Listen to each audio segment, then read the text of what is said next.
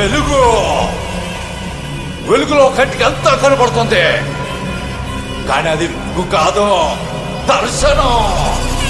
గతంలో జరిగితే తర్వాత జరగబోయేదాన్ని అంతా చూపిస్తుంది ఆ వెలుగు.